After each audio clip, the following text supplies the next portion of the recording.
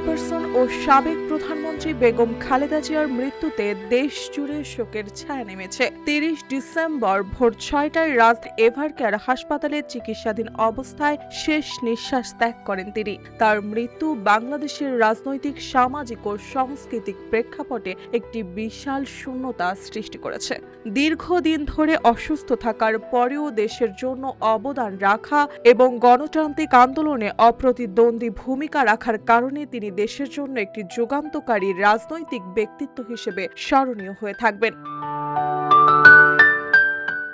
Cube হোল্ডিংসের গল্পে সেই রেখাটি আঁকা হয়েছিল আজ থেকে ১ যুগ আগে।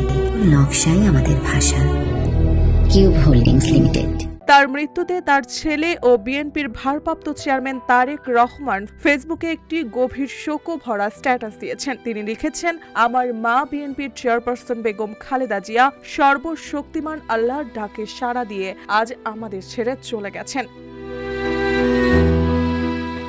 তারেক রহমান তার স্ট্যাটাসে আরও উল্লেখ করেছেন, অনেকের কাছে খালেদা জিয়া ছিলেন দেশনেত্রী, আপোষহীন নেত্রী। আজ দেশ গভীরভাবে শোকাহত এমন একজন পথপ্রদর্শককে হারিয়েছে, যিনি দেশের গণতান্ত্রিক পথযাত্রা অনিবার্য ভূমিকা রেখেছে। তিনি নিজের জীবনের প্রায় সমস্ত সময় দেশ ও মানুষের কল্যাণে উৎসর্গ করেছেন।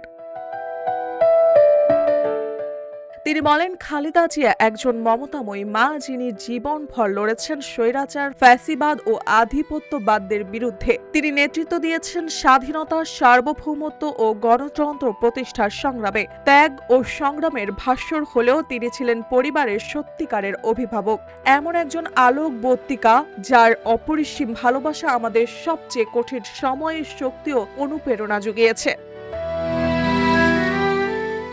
তারেক রহমান আরও উল্লেখ করেন, খালেদা জিয়া বারবার গ্রেফতার হয়েছেন, চিকিৎসা থেকে বঞ্চিত হয়েছেন এবং সর্বোচ্চ নিপীড়নের শিকার হয়েছেন। তবুও তিনি যন্ত্রণা, একাকিত্ব ও অনিশ্চয়তার মধ্যে থেকেও অদম্য সাহস, সহানুভূতি ও দেশপ্রেম সঞ্চার করেছেন পরিবারের প্রতিটি সদস্যের মাঝে। দেশের জন্য তিনি ব্যক্তিগতভাবে অনেক ত্যাগ স্বীকার করেছেন। স্বামী, সন্তান সবকিছু হারিয়ে দিয়ে দেশ ও জনগণের কল্যাণে নিজেকে উৎসর্গ করেছেন।